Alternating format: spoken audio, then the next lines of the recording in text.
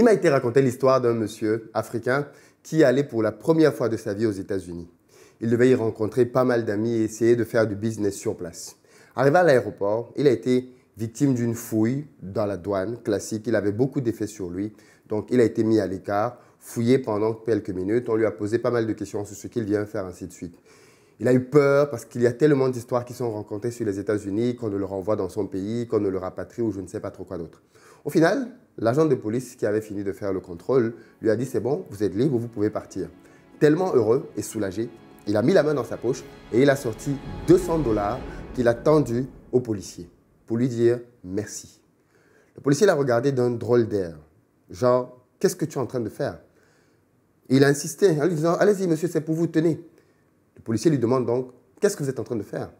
Il lui dit « c'est pour vous dire merci ». Je peux vous dire que les prochaines minutes ont failli être les pires de sa vie. Il a été ramené en cellule et là, pour le coup, il a subi énormément d'interrogatoires et il n'a cessé de clamer qu'en fait, c'était juste pour dire merci parce que d'où il vient, c'est comme ça qu'on remercie un agent de police. Cette scène peut vous sembler rocambolesque et pourtant, elle est vraie. Dans la vidéo d'aujourd'hui, je veux m'adresser à tous ceux et toutes celles qui ne connaissent pas assez bien l'Afrique. Je m'adresse ici à ceux-là qui sont nés en Europe, de parents africains. Je m'adresse ici à ceux qui sont nés dans les îles, mais qui veulent venir en Afrique, qui s'intéressent à l'Afrique. Et puis simplement aussi à ceux qui ont quitté l'Afrique très jeunes. Parce que vous aussi, vous ne connaissez plus le continent africain.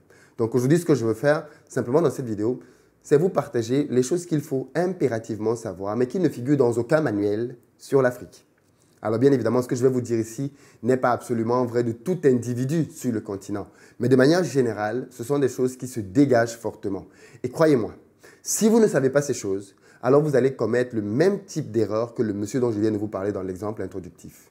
Et clairement, ce sont des erreurs qui vont vous coûter très cher. Donc si vous êtes quelqu'un qui veut comprendre l'Afrique, qui veut comprendre des règles de base générales, mais super importantes, qui vont vous aider à structurer votre aventure sur place, je vous invite à écouter cette vidéo jusqu'à la fin. Le troisième élément que je vais vous présenter est juste énormissime et je pense qu'il va juste vous choquer profondément. Et pourtant, si vous le négligez, vous êtes out du game.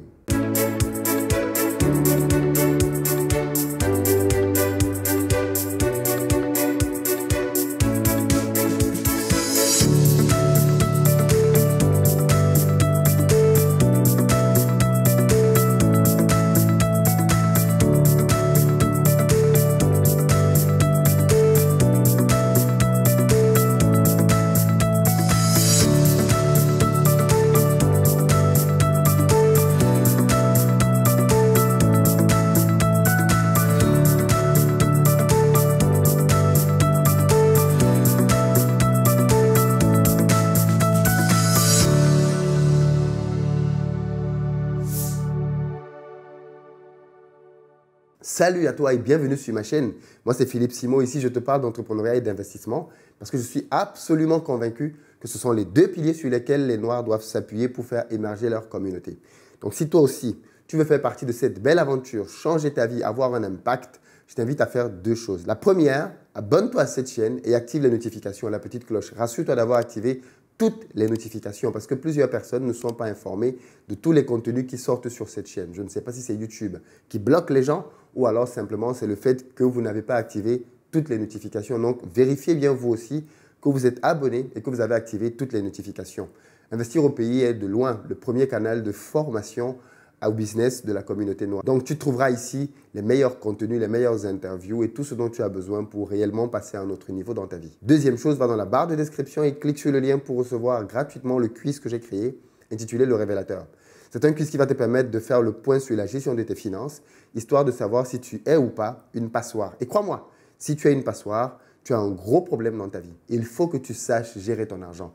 Ce quiz-là te permettrait de savoir réellement où est-ce que tu en es. Et certains petits malins pensent que parce qu'ils ont une épargne dans leur compte en banque, alors ils sont délivrés. Faux. Le fait que vous ayez une grosse épargne dans votre compte en banque, parfois peut traduire justement le fait que vous ne sachiez pas quoi faire avec l'argent. Ça aussi, c'est un problème. Sinon, pour ceux d'entre vous qui sont prêts à passer à l'action, à lancer des business qui vont commencer à générer des revenus sérieux, je vous donne rendez-vous sur mon site investiraupays.com, onglet formation. Vous y trouverez une batterie de formations que j'ai créées, mis sur pied, qui ont déjà impacté la vie de milliers de personnes et qui vous aussi vont vous aider à passer à un autre niveau. Enfin, pour nos amis qui sont à Paris et qui veulent se former avec moi, rendez-vous le 12 septembre. Vous le savez très bien, je fais une série de formations dans plusieurs pays. En ce moment, je suis en Côte d'Ivoire.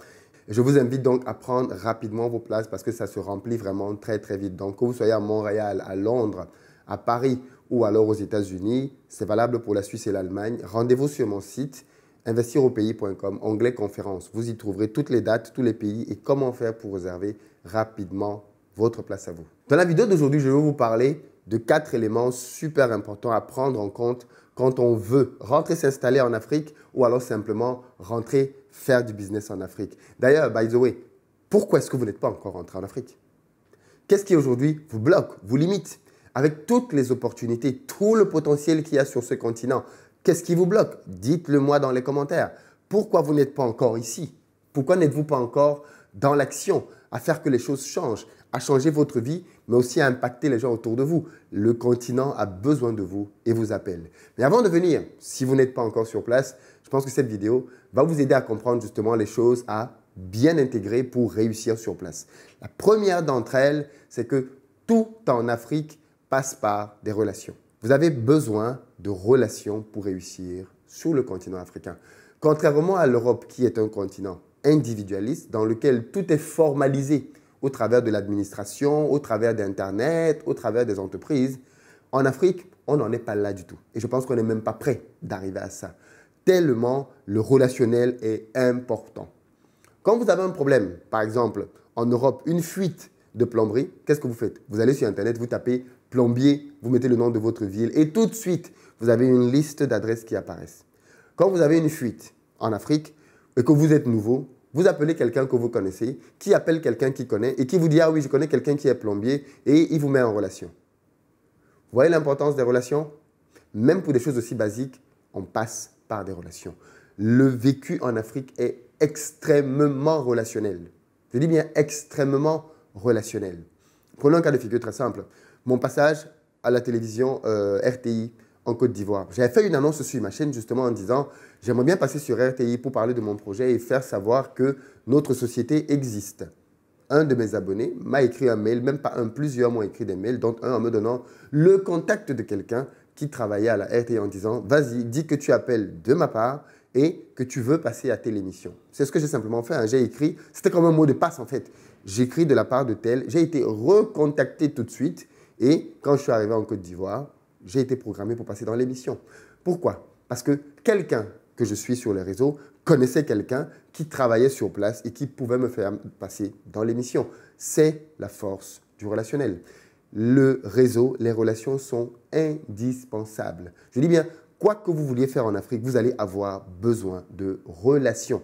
Et les relations, ce n'est pas une mauvaise chose. Il ne faut pas qu'on vous trompe là-dessus. Certains appellent ça le réseau. C'est tellement prépondérant. Donc, ne venez pas en Afrique en mode « Oh, je vais vivre ma vie, je serai dans mon coin. » No way, ça ne va pas marcher. Les meilleures opportunités, généralement, résident dans des réseaux. Je veux dire, la plupart des choses dont vous avez besoin au quotidien, même pour aller faire des choses, je ne sais pas moi, pour votre business, vous seront facilités quand vous connaissez quelqu'un dans une administration, par exemple.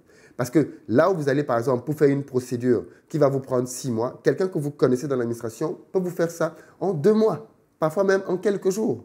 Pour vous dire à quel point connaître les gens est super important quand vous voulez faire du business en Afrique. Quelques exemples. Moi, j'achète pas mal de terrains, par exemple, pour faire du business. Mais pour acheter des terrains, c'est un business qui passe énormément, mais vraiment énormément, du bouche à oreille. Par exemple, pour acheter mon terrain agricole, eh bien, qu'est-ce qui s'est passé? J'avais fait savoir que je cherchais un terrain agricole et un jour, ma mère m'appelle. Ah oui, écoute, j'ai une de mes clientes ici qui a un terrain, enfin, dont la famille possède des hectares de terre et peut-être que ça pourrait t'intéresser. Mais comment c'est parti? J'ai dit que je cherchais un terrain. Ma mère a été parmi les personnes à qui j'ai dit ça. Et elle discutait un jour avec une de ses copines clientes. Et elles se sont rendues compte que cette dame-là avait un terrain. Et qu'est-ce qu'elle a fait? Ah ben, elle a pensé à moi. C'est remonté jusqu'à moi. J'ai été mis en relation avec cette dame-là. Ensuite, avec toute sa famille. Et j'ai pu acheter des hectares de terrain. Le relationnel. Donc, si vous voulez faire quelque chose en Afrique, pensez relationnel. Ça veut dire que si vous voulez rentrer dans un pays, demandez-vous bien qui est-ce que je connais dans ce pays-là. Et à partir d'une seule personne, vous allez vous rendre compte que vous pouvez toucher tellement d'autres personnes derrière. Donc, ayez bien ça à l'esprit. L'Afrique est un continent dans lequel l'informel est très présent très très présent. L'informel veut dire que beaucoup de choses se font au-delà indépendamment du contrôle de l'État. Par exemple, dans le business, vous pouvez faire votre business pendant des mois, parfois même des années, sans jamais avoir à payer d'impôts. Parce que le business et les business ne sont pas formalisés. Comme ici, là où dès que tu crées une entreprise, il faut que tu sois répertorié, je ne sais pas trop, X, Y, Z. L'Afrique a encore ce côté informel très présent, mais vraiment très, très présent. Et ceci fait donc que comme c'est informel, justement, comme il n'y a pas les adresses des entreprises avec les numéros de téléphone partout sur Internet, eh bien, il faut que ces entreprises-là puissent trouver le moyen de vivre. Et donc, ça passe aujourd'hui par des réseaux personnels. Ne négligez absolument pas l'informel. Mais vraiment, si vous connaissez quelqu'un dans un pays, qu'il soit votre point d'entrée. Je parle souvent ici de l'importance du personnel, d'avoir des gens avec qui vous allez pouvoir travailler sur place. Et bien, comment est-ce que vous pensez que vous allez trouver des personnes fiables? J'ai déjà expliqué cette méthode ici. Ça marche par la confiance de la confiance. Quand je veux recruter quelqu'un dans un pays, prenons par exemple mon responsable jeudi au Sénégal, quand il a fallu que j'aille travailler au Sénégal, c'est quelqu'un que je connaissais en France qui m'a dit, écoute, je te recommande quelqu'un au Sénégal, il est parfait ce mec. Café crème, parfait. Intègre, bosseur, honnête. Et s'il y a un problème, tu reviens vers moi. Je suis allé rencontrer cette personne-là et c'était totalement vrai. Aujourd'hui, on travaille ensemble, je suis extrêmement satisfait de ma collaboration avec lui, mais tout est parti de là. Tout est parti du fait que quelqu'un qui me connaissait à Paris m'a parlé de quelqu'un d'autre à Dakar. Et c'est ça la force justement de ce genre de situation, c'est que normalement, qu'est-ce que vous auriez fait? Vous auriez publié une annonce sur Internet disant je cherche tel profil et vous aurez commencé à attendre que quelqu'un réponde, que vous ayez des CV, que vous analysiez. En Afrique, ça ne marche pas comme ça. Donc, intégrez bien cette mentalité du relationnel, elle va vous sauver la vie. Deuxième chose à faire quand vous voulez rentrer en Afrique pour investir, c'est n'hésitez pas à vous faire accompagner par un spécialiste. Ne vous contentez pas simplement des informations recueillies à gauche, à droite. Allez vers des spécialistes dans le domaine dans lequel vous voulez investir et faites-vous accompagner par eux. Si vous voulez par exemple travailler dans le domaine agricole, faites-vous accompagner par des spécialistes dans le domaine agricole, notamment des gens qui ont des résultats palpables qui peuvent vous montrer. Mais n'allez pas dans l'idée de vous dire « Oh, je connais un oncle, je connais une tante et je vais lui confier le travail ». C'est l'une des plus grosses erreurs que les gens font souvent, c'est déléguer leurs travaux à des gens qui n'ont aucune expertise dedans, juste sur la base de la confiance. Je viens de parler d'un point qui est très important, c'est le relationnel. Mais justement, le relationnel au niveau du business a ses limites. Ne confiez pas votre business à quelqu'un uniquement parce que vous le connaissez. Être votre ami, être votre parent, votre copain, ce n'est pas une compétence. Je prends par exemple le cas ici des gens qui sont dans la diaspora et qui veulent construire des maisons et qui confient ces chantiers-là à leurs parents. Est-ce que ton père est ingénieur génie civil? Ton père a déjà construit combien de maisons? Je veux dire, parfois même ton père n'a même pas construit sa propre maison. Toi, quand tu veux construire, tu confies la construction de ta maison à ton père. Non, tu viens de confondre l'amour, le sentiment que tu as pour lui à une compétence. C'est parce que tu aimes ton père ou que tu aimes ta mère qu'il devient de fait compétent pour pouvoir construire une maison. Non, no way. Va chercher un ingénieur, va chercher un architecte, allie-toi à eux et travaillez dans votre projet ensemble. Tu vois ce que je veux dire? Ne tombe pas dans ce piège-là, justement, qui consiste à aller penser que comme j'ai besoin de relationnel, eh bien, ces relations-là vont tout faire. Non, non, non, non, non. Quand il s'agit du business, paye un peu plus cher, mais sécurise-toi. Clairement, sécurise-toi parce qu'il y a des domaines dans lesquels il y a beaucoup d'arnaques sur le continent africain. Par exemple, le domaine de la vente de terrain. C'est un domaine dans lequel le foncier, il y a énormément d'arnaques. Et des gens perdent des sommes colossales parce qu'elles se sont fait arnaquer quand il a fallu acquérir une terre sur laquelle ils voulaient construire. Donc, ce que moi je recommande, c'est de se faire accompagner. Faites-vous accompagner par des structures, et il y en a maintenant dans quasiment tous les pays, qui vont vous accompagner dans l'achat de votre terrain, dans l'immatriculation de votre terrain, dans la construction que vous voulez faire, ainsi de suite. Ça va vous coûter certainement un peu plus cher que si vous étiez passé par le secteur informel, mais ça va vous diminuer de 10, 100, 1000 les risques que vous prenez. Donc, le conseil que je peux vous donner justement dans ce domaine-là, c'est OK pour vous lancer, pas de problème. OK pour aller chercher des opportunités sur place, mais quand c'est un domaine dans lequel vous n'avez pas d'expertise, faites-vous accompagner par quelqu'un qui est un spécialiste. Ça va vous faire gagner tellement de temps. Parce que malheureusement, beaucoup d'artisans, et ça c'est un gros trait de caractère chez l'homme africain, beaucoup d'Africains ne savent pas dire « je ne sais pas faire ». Beaucoup d'Africains ne savent pas dire « c'est pas mon travail ». La plupart du temps, comme il y a le besoin de gagner de l'argent, les gens sont prêts à prendre des engagements. C'est-à-dire, l'Africain va généralement te dire oui avant de réfléchir comment le faire. Tu vois, est-ce que tu sais faire tel truc? Oui. Ok, il ne l'a jamais fait, hein. Il te dit quand même oui. Et donc derrière, tu te retrouves à lui donner de l'argent. Et maintenant, lui, donc, il va essayer de se débrouiller, X, Y, Z, et te proposer quelque chose. Mais il voulait de l'argent et tu le lui as donné. Donc, il ne faut pas tomber non plus dans ce piège-là, justement. Troisième chose à savoir de manière importante en Afrique et qui va peut-être te choquer, c'est que dans bien des pays, la police est corrompue. Oui, je sais, quand on vit en Occident, on peut définir beaucoup de défauts aux sociétés occidentales, le racisme, ainsi de suite. Mais en général, la corruption n'est pas au niveau de la police, ou du moins pas de la police que l'on voit autour de nous. La grande police, c'est possible. Il y a déjà eu des scandales de corruption dans les polices, dans les pays développés, bien sûr. Mais là, on parle d'individus. Ici, je parle d'un système.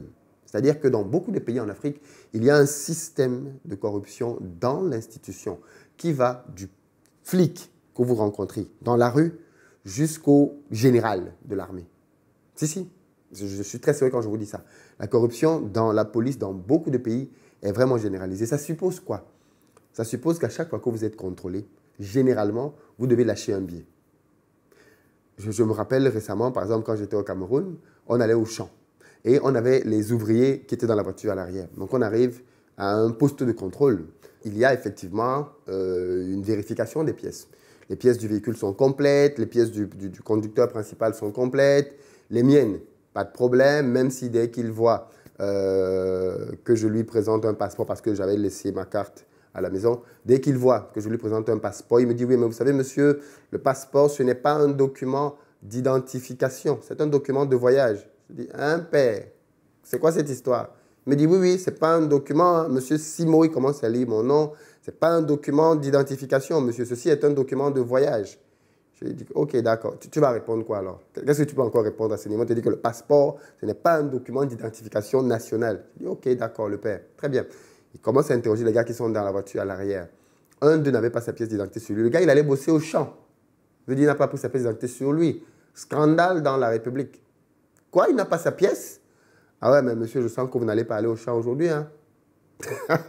Déjà, il y a un qui a un dossier, qui a un document d'identification et un autre qui n'a pas sa pièce. Ok. Mon frangin qui était au volant a dû lui donner 1000 francs pour qu'on puisse passer. 1,50 €.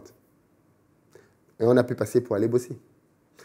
C'est une petite chose, n'est-ce pas? Et là, ce que je décris là, c'est passé au Cameroun. Mais des scènes comme ça, j'en ai vécu dans plusieurs pays. J'ai vécu une scène différente en Côte d'Ivoire. Lors d'un de mes voyages, je rentrais en France et sur le chemin de l'aéroport, arrivé à un grand carrefour, je pense qu'on était sur le VGE, on se fait interpeller par la police. Donc du coup, on se met de côté. Et du coup, on était un peu pressés, quoi. Je veux dire, et la dame du contrôle de police arrive, elle commence à poser des questions au monsieur. Le monsieur lui donne tous les éléments qu'elle veut, mais elle maintient quand même le dossier. Bon, moi, je ne comprenais pas, quoi. Je veux dire, je ne savais pas à quel point c'était vraiment partout, enfin dans beaucoup de pays. Et le monsieur me dit, en fait, elle veut que je lui donne de l'argent. J'ai dit, what? Même ici? Il me dit, mais mon petit, qu'est-ce que tu crois? On est tous dans le même lot. Donc, du coup, effectivement, il donne 2000 francs à la dame, 3 €. Pourquoi? Pour aucune raison. Juste que la dame avait gardé son permis de conduire et elle ne voulait plus lui donner. Une agente de police. Et donc, il m'explique après dans la voiture, non, en fait, ici, là, la police, c'est comme ça que ça marche. Hein. Tu dois donner des billets à gauche, à droite. Donc, ceci pour vous dire que l'institution policière, dans beaucoup de pays en Afrique, est corrompue. La petite corruption, mais elle est corrompue. On va vous demander 2 €, 3 €, des sommes comme ça. Alors, bien évidemment, il y a pire, je suis d'accord, mais c'est important que vous le sachiez. Que vous sachiez que dans plusieurs pays, je ne dis pas une fois de plus que tous les pays partout c'est comme ça, non. Mais dans plusieurs pays, ça se passe de cette manière-là. Donc, intégrez bien le fait que la police peut être amenée à vous demander de payer X, Y, Z. Attention, mettez-vous en règle. Ça, c'est la base. Mettez-vous en règle. Mais le fait que vous soyez en règle, en tout cas, ne vous dispense pas du fait qu'on puisse quand même vous embêter. Parce que parfois, on est d'accord, si un policier veut vraiment vous embêter, il trouvera toujours le moyen de vous embêter. Okay? Il peut même aller jusqu'à vérifier le gonflage de vos pneus. Je ne sais pas, moi. Si un policier veut vraiment vous arrêter sur quelque chose, il finira bien par trouver une faille et il le fera. Donc, clairement, la police, dans beaucoup de nos pays, est corrompue. Intégrez-le dans votre manière et ne venez pas faire la révolution. Ne venez pas dire oui, moi, je ne vais jamais ceci, je ne vais jamais cela. Attention, bien évidemment que je suis absolument contre la corruption. Mais j'ai fini par comprendre que, par exemple, le cas de figure dont je vous ai parlé tout à l'heure, on est en train d'aller au champ pour bosser une journée complète, on a un gars dans la voiture qui n'a pas sa pièce, on fait quoi? Ou alors moi qui ai mon passeport, qui n'est pas j'ai le document de voyage. Je fais quoi? Le gars, il me bloque là. Toute une journée de travail, qu'est-ce que je fais? Tu vois ce que je veux dire? C'est-à-dire, il y a pour moi en tout cas la différence entre, il faut être en règle, mais parfois, ça ne suffit pas. Je ne suis pas en train de dire ici qu'il faut aller corrompre les policiers. Ce n'est pas ce que je dis. Je dis juste que c'est une composante locale qu'il faut intégrer. Il faut la combattre en étant intègre et en acceptant de payer le prix. C'est-à-dire, il ne faut jamais être l'initiateur de la corruption, jamais. Parce qu'il y en a aussi malheureusement qui, dans le système, initient la corruption parce qu'ils veulent des avantages. Mais parfois, même quand vous êtes le plus calme du monde dans votre coin, on vient vous trouver là où vous êtes et on vous impose des choses. Donc, soit vous voulez faire la révolution, soit vous comprenez que, bon, ok, d'accord, je lui donne 50 centimes, 1 euro et il me laisse tranquille, quoi. Donc, voilà, c'est à vous de choisir quel chemin vous allez prendre. La quatrième et dernière chose que je veux partager avec vous par rapport à l'Afrique, c'est l'importance de la patience. En Afrique, on a le temps. C'est important de comprendre que dans le mindset des gens en Afrique, on n'est pas pressé. La culture africaine, ce n'est pas une culture speed, comme la culture occidentale, là où pap, pap, pap, on fait... Non, non, non, non, non, non. En Afrique, mon gars, calmement, doucement. Et donc, du coup, ça veut dire que tu sais quand tu commences une chose, tu ne sais jamais quand tu vas la terminer. Tu ne peux pas dire avec certitude, ouais, non, je vais faire telle procédure, ça va me prendre 3 mois, je vais faire ceci, ça va me prendre 2 semaines. No way. Les gens prennent leur temps. Donc, du coup, il faut souvent prévoir de la marge quand vous voulez faire quelque chose. Si vous voulez faire quelque chose qui est supposé vous prendre 2 jours, prévoyez 1 semaine. Prévoyez même parfois plus d'1 semaine. Et ainsi, vous ne serez pas surpris par la lenteur de certaines choses. Parfois, ça peut aller vite. Parfois, ça peut vous surprendre. Mais bien souvent, les choses vont mollo mollo, calmement, doucement en Afrique. Et ça, je le constate dans plusieurs pays. Les gens ne sont pas pressés. Il n'y a pas cette notion d'exécuter rapidement. Non, non, non. Donc, si vous venez d'ailleurs et que vous avez justement cette habitude-là de faire les choses tic-tac, d'aller vite, ainsi de suite, vous risquez d'être refroidi et même surpris en Afrique. Parce qu'en Afrique, les gens prennent leur temps. Les gens ont un rythme de vie qui fait que, voilà, on finit de travailler à 17 heures. Comme mon père dit souvent, est-ce que vous avez déjà entendu qu'un Africain est mort d'un burn-out? C'est très rare. Il n'y a pas le stress de cette manière-là dans le travail. Et donc, du coup, vous allez vous retrouver avec des gens qui prennent leur temps dans la manière de faire les choses. Et donc, ceci, bien évidemment, implique que les délais, généralement, ne sont pas maîtrisés. Les gens s'en foutent pas mal de certaines choses. Il n'y a pas ce que nous, on appelle la conscience professionnelle occidentale. Et c'est à prendre en considération. Donc, prévoyez du temps, prévoyez de la marge quand vous voulez faire des choses en Afrique. Et ça va vraiment vous être utile. Donc, voilà les 4 éléments que je voulais partager avec vous qui, je pense, peuvent faire une réelle différence quand on veut venir faire du business ou s'installer en Afrique. Dites-moi lequel de ces points-là vous semble surprenant, lequel de ces points-là vous est familier, parce qu'on a des gens aussi ici qui vivent en Afrique, qui suivent cette chaîne. Lequel de ces points avec lequel vous êtes peut-être le plus d'accord? Est-ce que vous avez déjà vécu vous-même des anecdotes? Partagez-nous ça dans les commentaires. Et puis, bien évidemment, comme d'habitude, on va en parler. Merci beaucoup à vous d'avoir suivi cette vidéo. Partagez-la au max. Continuez de faire grandir la chaîne. Assurez-vous que vous avez activé toutes les notifications parce qu'ainsi, vous allez être sûr de ne rater aucun contenu. Et je vous dis à très bientôt.